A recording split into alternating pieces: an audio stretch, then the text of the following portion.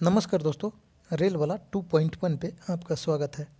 और चलिए इस वीडियो में कुछ इम्पोर्टेंट साइंस के हम क्वेश्चन को देखेंगे जो रसायन शास्त्र से लिया गया है। और ये सारे के सारे प्रश्न किसी न किसी एग्जाम में पूछे गए हैं तथा इसे आगे आने की अति संभावना है। तो आप इस वीडियो को लास्ट तक ज़रूर देखें और आप ये भी देखें कि आपको इनमें से कितने प्रश्नों का आंसर याद है। जिसके जिसके आंसर याद हैं आप कमेंट कर बता सकते हैं। तो चलिए हम पहला प्रश्न लेते हैं कि किसी तत्व के अन्य तत्वों के साथ संयोजन करने की क्षमता क्या कहलाती है। ठीक है, एक तत्व जब दूसरे तत्व के साथ संयोजन करता है तो उसके संयोजन करने की क्षमता को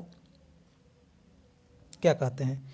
तो क्या कहलाती है वो तत्वों की संयोजकता कहलाती है। क्या कहलाती है? तत्वों की संयोजकता कहलाती है। ठीक है, नेक्स्ट है उत्कृष्ट गैसों की संयोजकता कितनी होती है। यानी उत्कृष्ट गैस जो है उसकी संयोजकता कितनी होती है। तो उत्कृष्ट गैस की संयोजकता क्या हो जाएगी? 0 हो जाएगी। संयोजकता क्या होती है? तो किसी तत्व की सबसे बाहरी कक्षा में उपस्थित इलेक्ट्रॉनों की संख्या क्या कहलाती है? संयोजकता कहलाती है। नेक्स्ट है किसी तत्व की संयोजकता की गणना कैसे करते हैं। चलिए यहाँ पे प्रश्न आ ही गया है कि किसी तत्व की संयोजकता की हम गणना कैसे करते हैं। तो क्या है, परमाणु के बाहरी कोष्ठ में इलेक्ट्रॉनों की संख्या के आधार पर, यानी किस तत्व की परमाणु की बाहरी कक्षा में कितने इलेक्ट्रॉन है वो उसकी संयोजकता कहलाएगी। तो उसके बाहरी कोष्ठ में जो इलेक्ट्रॉन उपस्थित होंगे वही उसकी क्या कहलाएगी? संयोजकता कहलाएगी। नेक्स्ट है किसमें विद्युत संयोजी, सहसंयोजक एवं उप सहसंयोजक तीनों बंध पाए जाते हैं। ठीक है, 3 तरह के बंध होता है, विद्युत संयोजक बंध, सहसंयोजक बंध और उप सहसंयोजक बंध। ये भी आपसे पूछ सकता है कि किस तरह के बंध होता है, तो 3 प्रकार के मार देंगे। तो बोल रहा है 3 प्रकार के बंध हो, यानी कि विद्युत संयोजी, सहसंयोजी, उप सहसंयोजी, तीनों तरह के बंध किस में पाए जाते हैं? तो अमोनियम क्लोराइड में। किस में? अमोनियम क्लोराइड में पाया जाता है। नेक्स्ट है कोई परमाणु अपना अष्टक किस प्रकार पूर्ण कर सकता है। ठीक है, अष्टक को पूर्ण करना यानी अस्थायित्व को प्राप्त करना, जैसा कि 18वें ग्रुप का हीलियम, नियोन, आर्गन, क्रिप्टन जो उत्कृष्ट गैसों ने जैसा अष्टक प्राप्त किया है। तो ये किन किन विधियों द्वारा अष्टक प्राप्त करते हैं, जिनको अष्टक नहीं प्राप्त हुआ है वो किस तरह से प्राप्त कर सकते हैं। तो क्या कर सकता है, बहुत सारे मेथड है। या तो इलेक्ट्रॉन को ग्रहण करके करेगा, या इलेक्ट्रॉन को त्याग करके करेगा, या इलेक्ट्रॉनों को साझा करके करेगा। इलेक्ट्रॉनों के साझा करके किस तरह से किया जाता है कि भाई यदि मुझे ज़रूरत पड़ेगा तो आप दे देना कुछ इलेक्ट्रॉन, और आपको ज़रूरत पड़ेगा तो आप दे देना। तो किसी भी यौगिक का निर्माण होता है तो ए और बी है तो ए बी को दे देगा, और बी को ज़रूरत पड़ेगा तो बी ए से ले लेगा कभी कभी। तो साझा के फलस्वरूप किस तरह से हम लोग साझा करते हैं उसी तरह से यहाँ पर भी होता है। उसके बाद है किसी किसी के पास ज़्यादा रहता है तो इलेक्ट्रॉनों को क्या करता है? त्याग कर देता है। ठीक है, कि ले जाओ भाई तुम और अपना अष्टक पूरा करो। और कोई कोई क्या करता है कि किसी के पास कम रहता है तो ग्रहण कर लेता है, तो ग्रहण करके अपने अष्टक को पूरा करता है। नेक्स्ट है वह कौन सी उत्कृष्ट गैस है जिसकी परमाणु की अंतिम कक्षा अष्टक पूरा न होते हुए भी उसकी संयोजकता शून्य कहलाती है। ठीक है, यानी कि 8 इलेक्ट्रॉन नहीं होते हैं, अष्टक पूरा नहीं होता है, फिर भी वो 0 ग्रुप में रखा गया है। ठीक है, शून्य वर्ग में रखा गया है। तो हीलियम है, हाइड्रोजन के बाद हीलियम आता है जिसका परमाणु संख्या कितना है? 2 है। ठीक है, नेक्स्ट है किसी परमाणु के कोर इलेक्ट्रॉन क्या होते हैं।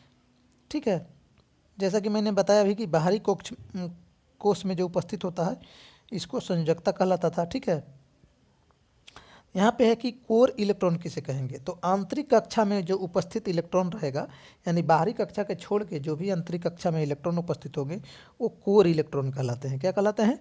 कोर इलेक्ट्रॉन कहलाते हैं। ठीक है, नेक्स्ट है परमाणु के मध्य आरोपित वह आकर्षण बल, परमाणु के बीच में लगने वाला वह आकर्षण बल जो उन्हें एक निश्चित आकार में बांध के रखता है। क्या करके रखता है? बांध के रखता है, या ज्योमितीय स्वरूप को देता है, क्या कहलाता है? तो वो क्या कहलाएगा? रासायनिक बंध कहलाएगा। क्या कहलाएगा? रासायनिक बंध कहलाएगा। नेक्स्ट है किस रासायनिक बंध को आयनिक बंध भी कहा जाता है। यानी किस प्रकार के रासायनिक बंध भी है जिसको आयनिक बंध के नाम से जानते हैं। तो विद्युत संयोजी बंध जो है रासायनिक बंध है, जिसे हम क्या कहते हैं? आयनिक बंध भी कहते हैं। ये सारे के सारे प्रश्न दोस्त इंपॉर्टेंट है। तो आप इससे लास्ट तक देखें तथा सारे प्रश्नों को 2 से 3 बार पढ़ें ताकि आपको याद हो जाए और आगे आने वाले एग्जाम में आपको यहाँ से प्रश्न पूछे तो कोई भी परेशानी नहीं हो। नेक्स्ट देखते हैं, निम्नलिखित में से किसमें हाइड्रोजन बंध पाया जाता है। बंध लिखा गया, बंध होगा। हाइड्रोजन बंध किसमें पाया जाता है?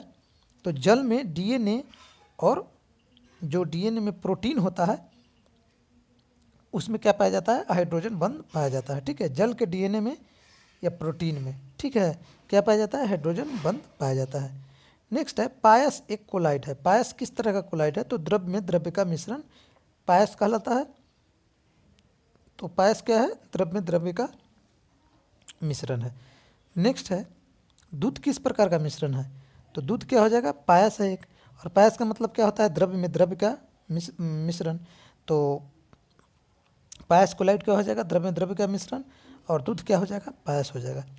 नेक्स्ट है, निम्नलिखित द्रव्य में कौन सा ऊष्मा का बहुत अच्छा चालक होता है? बहुत इंपॉर्टेंट है दोस्त क्वेश्चन आज के एलडीसी में। 5 अगस्त 2021 के जो एलडीसी के एग्जाम हुआ है उसमें पूछा है कि जो रूम टेम्परेचर पे कौन द्रव्य अवस्था में पाया जाता है? तो वहाँ पे हो सकता है होगा पारा भी और ब्रोमीन भी होगा। चूँकि पारा क्या है? धातु है और ब्रोमीन अधातु है।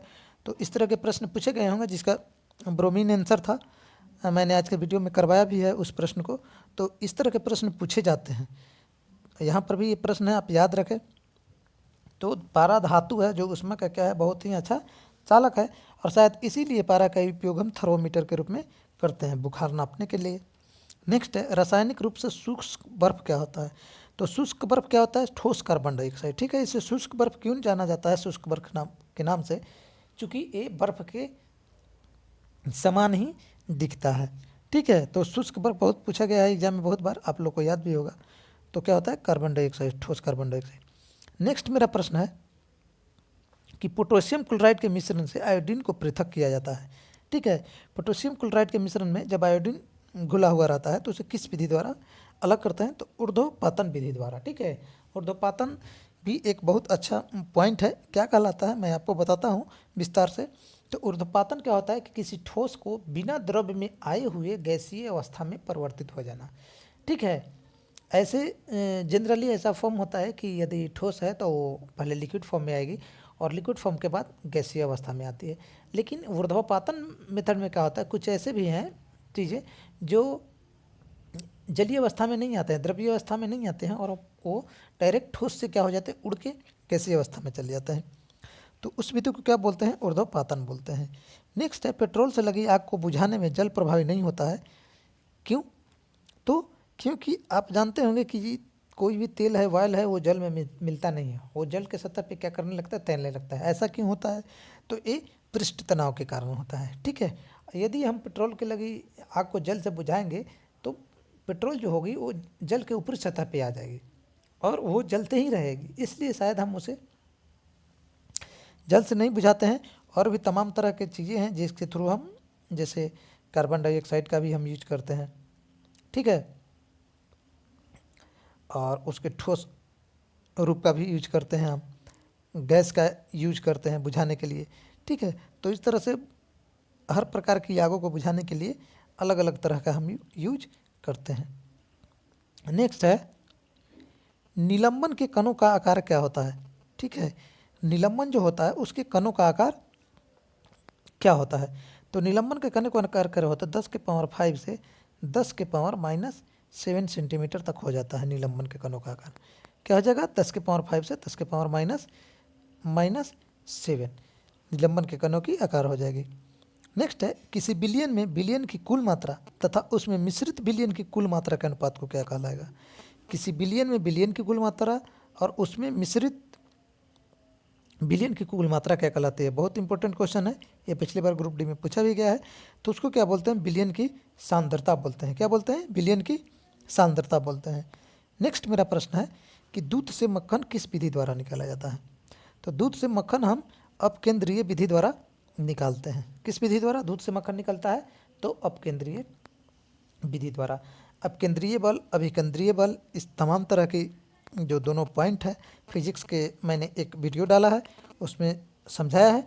तो आप कमेंट कर ज़रूर बताएं कि मौत का कुआं, शायद आप लोग गांव घर के मेले में देखे होंगे मौत का कुआं, तो बताएं कि मौत का कुआं किस सिद्धांत पे कार्य करता है। कमेंट कर जरूर बताइएगा और हमारे उस वीडियो को जाकर जरूर देखिएगा, ताकि आपको सारे प्रकार की कन्फ्यूजन है वो दूर हो जाएगा। केंद्रीय बल, अपकेंद्रीय बल और भी फिजिक्स के बहुत सारे वीडियो डाले गए हैं जो बहुत ही इंपॉर्टेंट है आपके आगे आने वाले एग्जाम के लिए। तो चलिए इस वीडियो में इतना ही। वीडियो लास्ट तक देखने के लिए बहुत बहुत आपका धन्यवाद। अभी तक हमारे चैनल को यदि आप सब्सक्राइब नहीं किए तो सब्सक्राइब कर ले, वीडियो अच्छा लगा है तो इसे लाइक कर ले, दोस्तों के पास शेयर कर दें। तब तक के लिए जय हिंद, जय भारत। मिलते हैं फिर नेक्स्ट।